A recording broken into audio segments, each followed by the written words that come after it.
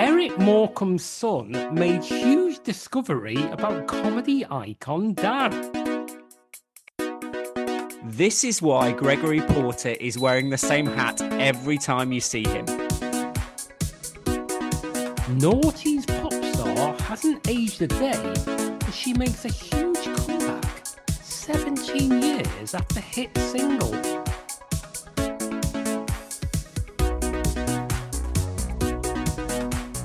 Hello and welcome to Barely Contained, the online celebrity journalism podcast which traditionally begins each episode with a topical gag, but is recording this one at least 10 days before you hear it, and it's quite conceivable the world may have ended by now. Hello? Hello? If it hasn't, I'm Matt Withers, and I'm joined, as ever, by Chris Beckett.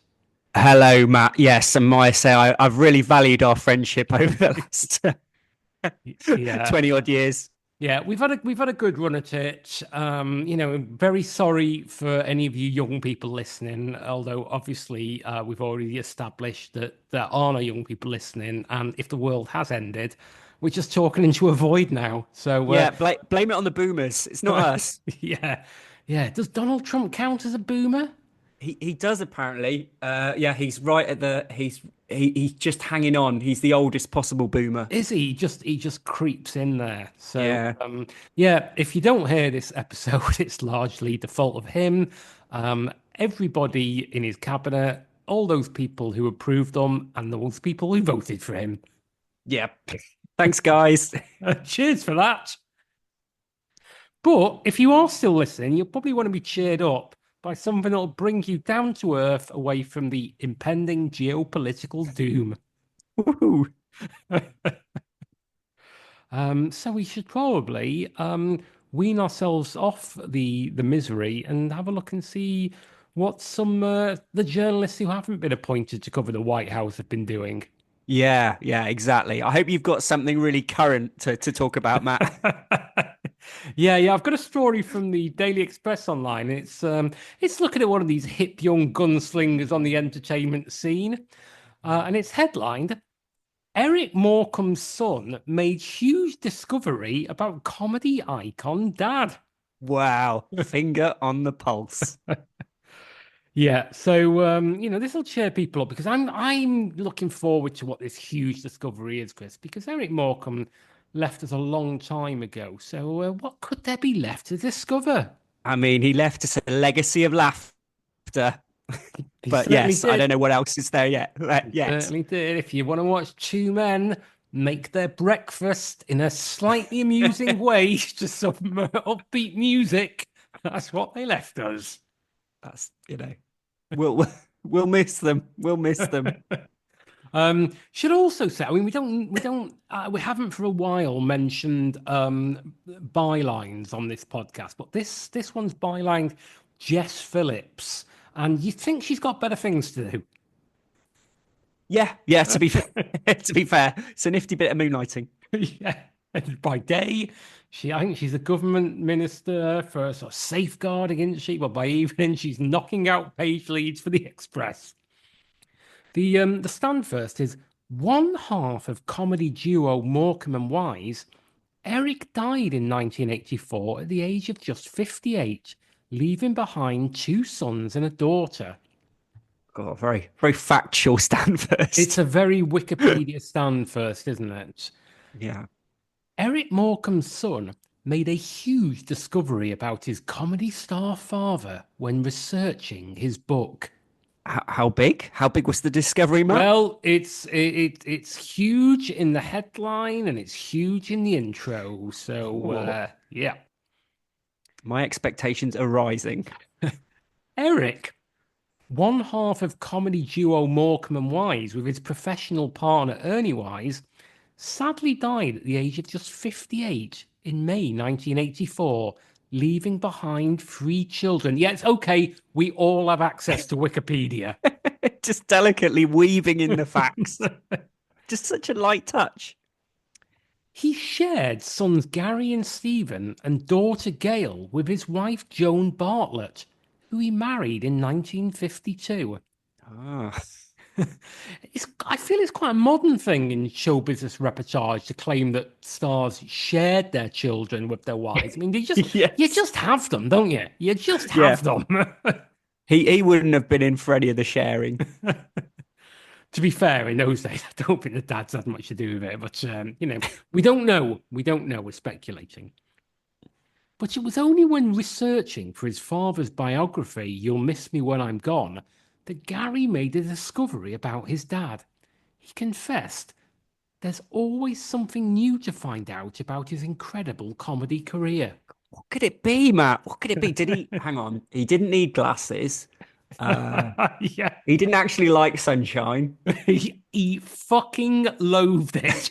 He he refused to go out unless there was drizzle, and even then he labored on factor 50.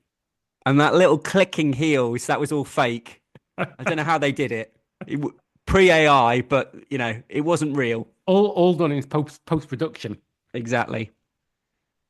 In an interview for MorecambeandWise.com, he admitted, there was obviously something a bit bad here because he admitted it.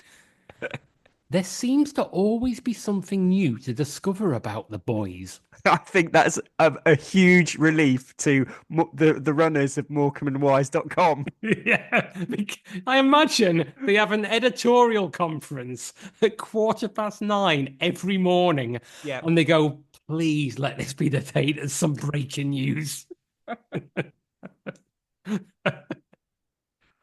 Oh, one of the most fascinating elements for me personally in researching this book, and it was an absolute first, was returning to Morecambe and interviewing several former dance classmates and school chums of Eric.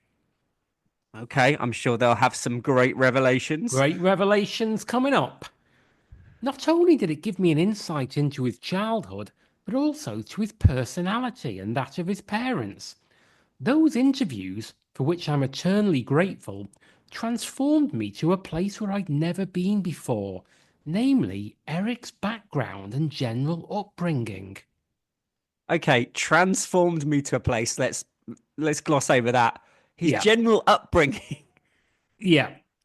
Um, Yeah. When are these insights coming? I know. Also, he refers to his dad by his first name, and the only person that we know that does that is Bart Simpson. That's true.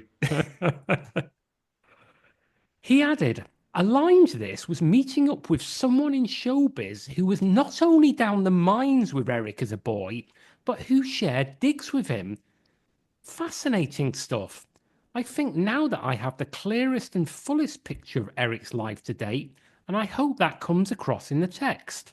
Oh, so someone who was down the mines with him and in digs. I can't wait to hear the tales he's got to tell. This is going to be pretty exciting. There's going to be twists, there's going to be turns, there's going to be revelations. But first, Chris, there's going to be more Wikipedia. Born in 1926, Eric grew up in Morecambe, Lancashire, and met his comedy partner Ernie through amateur theatre.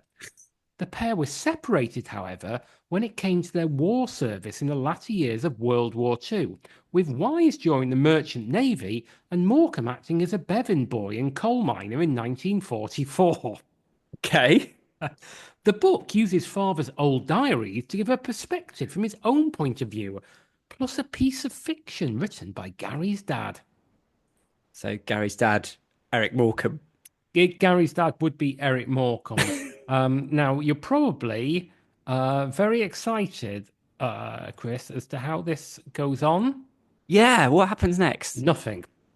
That, that is the end of that story. So What? it is headlined Eric Morecambe's son made huge discovery about comedy icon dad. We find out in the intro that there was a huge discovery.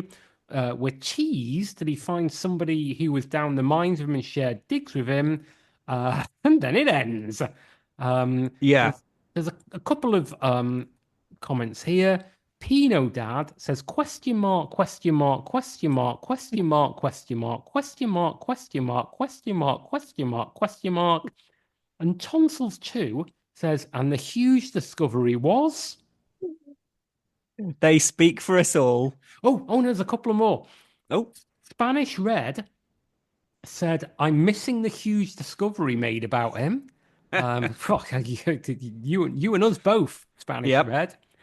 And there's somebody else whose comment is far too long to go into.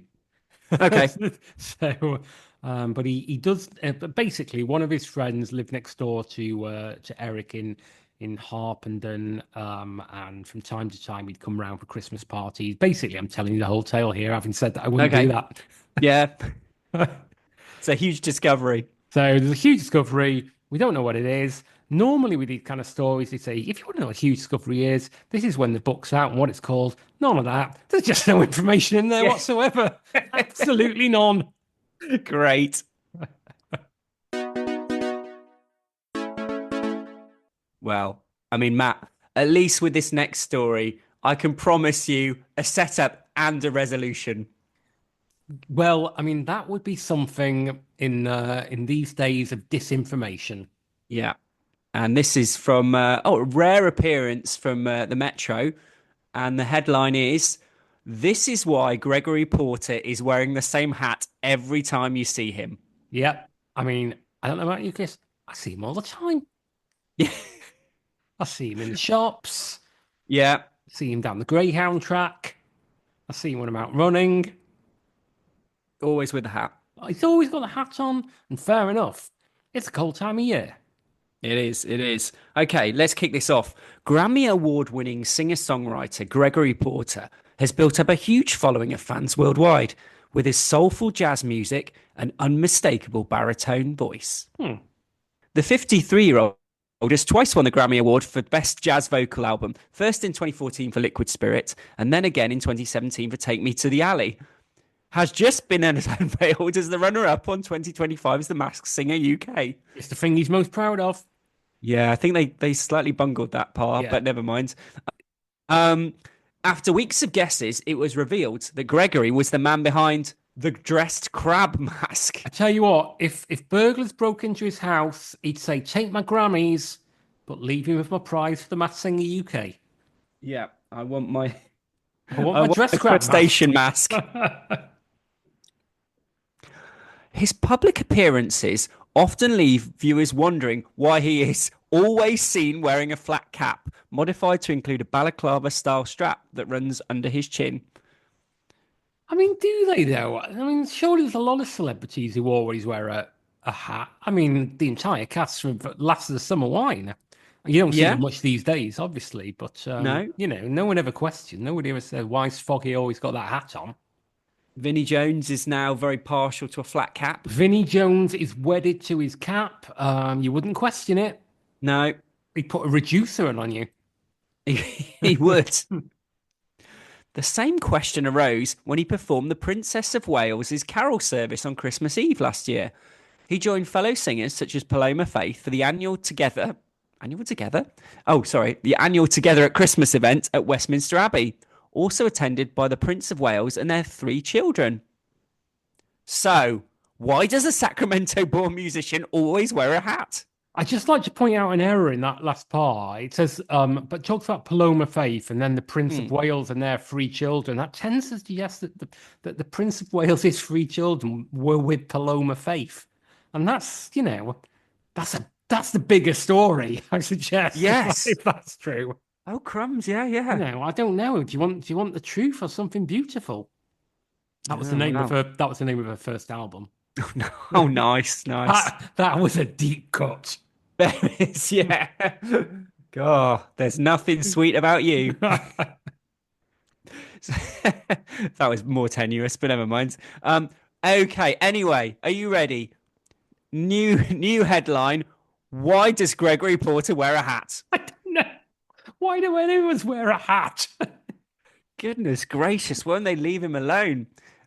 Okay, well, there's no big mystery. Well, you could have fooled us. You've asked the question about 6 times.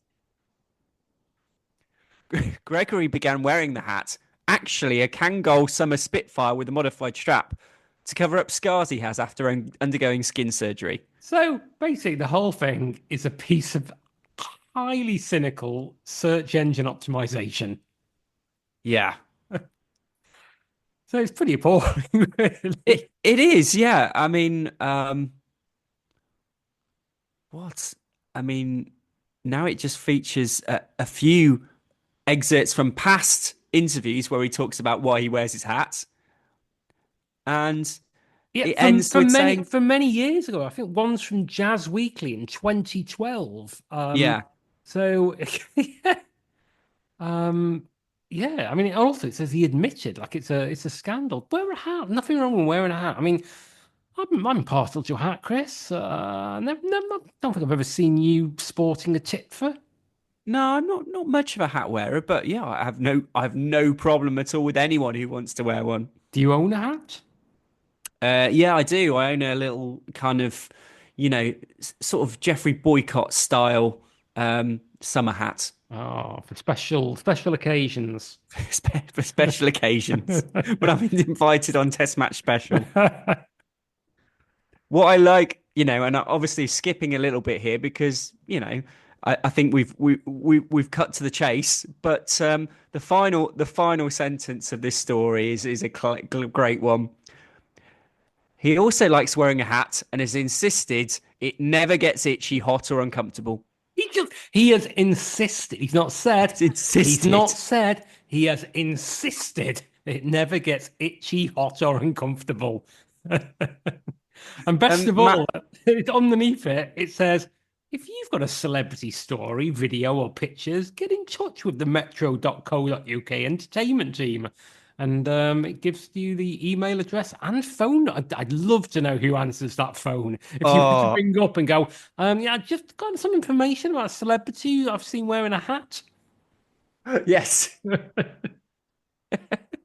Well, God, you could do that for all kinds of people, couldn't Oh my you? God, we should do that record. Yeah, Yeah. hi, is that Metro? Yeah, I've just seen Dermot O'Leary wearing a hat. Are Yeah. you going to pay me? Goodness gracious. But there's one comment on this story, Matt, and it's by Kelly 2024, and it just reads, "He has a lovely voice." And I think that is the point. Yeah, exactly. And I mean, the only thing I find a little bit difficult reading that is that two people liked it and one person didn't like it. And I would say, Matt, he very much definitely does have a very lovely voice. Yeah, I mean, it's indisputable, isn't it? Yeah, So yeah, who's marking that down? No doubt no. one of his rivals on the Mass Singer. Yeah. I don't know who they were because I've never seen it, but one of those. Lorraine We'll Kelly. we'll catch up next next episode. We'll be all over it. Finally, Chris, to round up this month's, I've got a story from the Daily Mail Online, and it's headlined Naughty's pop star hasn't aged a day as she makes a huge comeback 17 years after hit single. Ooh. Who could it be? I'm Should we very excited guess? about this because I think, like myself, Chris, you're a man who enjoyed the music of the Naughties. We were both round Yeah. in those days, keeping our ears on the hit parade. So who could this be? It starts Who is it? off almost 2 decades on from her smash hit song. Michelle McKenna doesn't seem to have aged a single day. It's not ringing an immediate bell. Not I'll ringing be any bells honest. for me. Not ringing any bells for me. I've no idea who Michelle McKenna is, but I'm pretty confident that the second paragraph will fill us in. Yeah. The star rose to fame as a singer in the late 2000s as part of the Manchester-based urban dance group Platinum. That's Platinum without the I because that's the way the Northerner would say it. Wow. I mean, yeah. Because Well, Northerners we're, are busy both people, they haven't got time to say that I. we are both from the north of England. Yeah, I mean And you're posh bit. and I think because of that, we've probably had a bit of an affinity for, musicians that have come from, our area of the country. I mean, Um, I have been known to hang around in my youth for Affleck's Palace in Manchester. yeah, So, it's possible I came across these yeah. people. The But Night and Day Cafe is no stranger to us, but but I do not remember platinum, Michelle McKenna or Platinum. platinum on the other hand. Joined by Aaron Evers and Mina Poli, the group released music and often appeared on tracks with other big names. Other big names, like they Other were big big names. names. Doing an insane amount of lifting there. I mean, Yeah. I was tempted to say, "Oh, Aaron Evers and Mina Polly." Now I get it. Yeah. At the height of their fame, they also toured with N-Dubs, with Michelle Okay, remaining good friends with Talista Contostavlos. right now we're sort of steering it back to the shore. Yeah, I mean, I know, I say I know of N-Dubs. I don't know them. I don't knock You, around with them. you're familiar with Dappy. I know Dappy, of course. I mean, I don't know him in the way, like he's mates with Jim Davidson these days, isn't he? Is it? Yeah, yeah, they struck up an unlikely friendship after appearing on Celebrity Big Brother together. Oh, okay. Yeah, I look no, forward to the talk show. yeah, no, just genuinely true. Yeah, absolutely no. Google it, you'll find that they are pals. Um, Hmm. They became best known for their. This is the group, not Dappy and Jim Davidson. Yeah. They became best known for their 2008 chart-topping hit "What's It Gonna Be" in collaboration with H2O, as well as their cover as "Love Shy." Hey, oh, I was getting for a minute. I was confusing H2O, another band I have never heard of, with the popular fruit-based pub drink J2O. J2O, yeah. I was thinking, what are they doing hanging around with a Yeah. urban Manchester-based dance band? Yeah, yeah. I mean, they could have done it. No, they did it in collaboration with H2O, um, which is, you can tell that H2O were a band that existed in the days before search engine optimization because you'd never get Hmm. away with calling a band that now. Um, After You wouldn't give them the Platinum, oxygen of publicity. Although it's oh, water, isn't it? yeah, it is water. Hang It's on. two parts. What am I on about? What you should have said there, Chris, is I Yeah. wouldn't give them the two parts hydrogen to one part oxygen of publicity. Oh, nice. Um, Yeah, yeah. It's water yeah, off a duck's back, etc. yeah. No, I found myself in conversation last year with an A&R man for a record label who just that week had come across a band he liked very much called Park Hotel, but was very insistent with them that they had to change their name or they would not be found online. Um, Yes. um, Hopefully they changed it to something sensible like Sheraton International. After Platinum decided to part ways, Michelle transitioned into a solo music career. Well, she had, I mean, as a Platinum fan, you were just thinking, when is one of them going to break away? In fact, who of the three of them is going to be the Robbie Williams? Yeah, and I never would have said, I wonder which of these are going to go solo. I said, I wonder which of these are going to transition into a solo music career. Un So Michelle transitioned into a solo Yeah. music career under the name Michelle Platinum and, Okay. and dropped her single Darkest Hour in July last year. She's still not identifying as famous in any way. For Valentine's Day this year, the star, I mean, there's no inverted commas on it, but Yeah, there yeah. should be, made a special appearance on radio channel History. Okay. I don't know about you, Chris. I'd say radio station. The Yes, yes. male, It's the not. male's It's not gone with Radio radio Luxembourg. channel.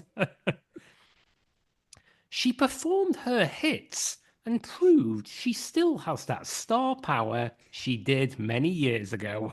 Decidedly low wattage. Fans were delighted to see the star, saying she hadn't aged a day and looked as good as ever.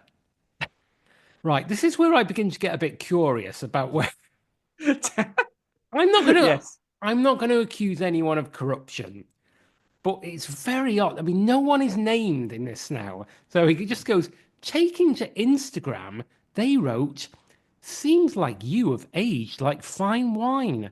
Thought it was older than 2008. Great tune. Brings back lots of mad memories. And then it doesn't say the names of anyone. It just goes, she looks and sounds fantastic. Wow. She still sounds so good. She just got better with age. So beautiful. Posted from the M Platinum It's channel. a bit odd, isn't it? It's a bit odd. It comes after Michelle and her husband, property developer Daniel Johnston, flew out to Australia to meet her bestie Talisa on the I'm a Celebrity Bridge. Ah. So there's a lot now about Talisa, who is, considerably more famous, I guess. Mm. The End Up star took part in the latest season of the ITV1 show and became the third celebrity to be voted out of the jungle. It goes blah, blah, blah, blah, blah, blah, blah, blah, blah, blah. A source told Mail Online they were only in Australia because of Chalisa. It felt like they were reveling in the situation Mm. and taking liberties with her kindness. Michelle and Daniel were there on a trip funded by ITV and only because of Talisa. They were there because of her. She trusted them with her social media. Oh, it turns out they were running the Instagram while she was in the jungle.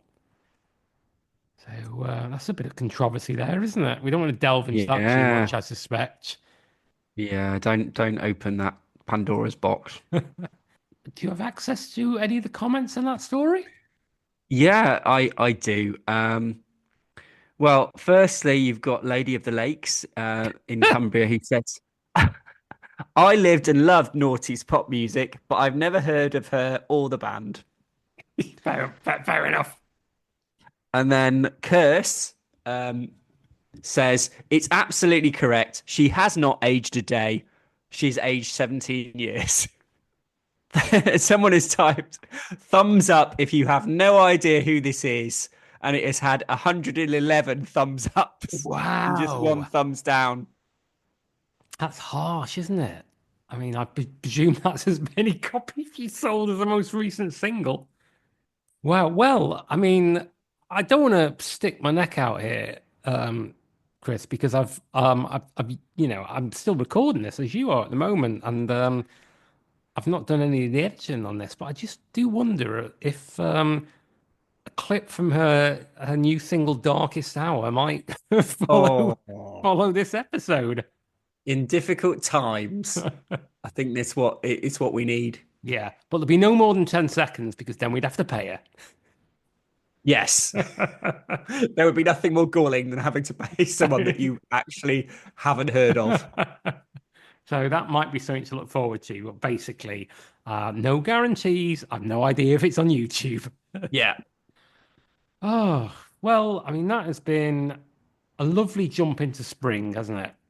Oh, perfect. Yeah, have you enjoyed that? I have actually, yeah. Oh, well, I love your surprise. Sorry to sound so surprised. Yeah, no, it's fair enough, isn't it? It's been slim pickings, but there's yeah, no, some good stuff there. I think so. I mean, if you listen to this, listener, it must be March, so it is spring. And the next episode will be April Fool's Day, if that's still a Oh, thing. yeah. So do join us then. But if you can't wait until then, Chris, what should one do in the realm of the old social media? In the realm of the old social media. Well, let's start at the bottom.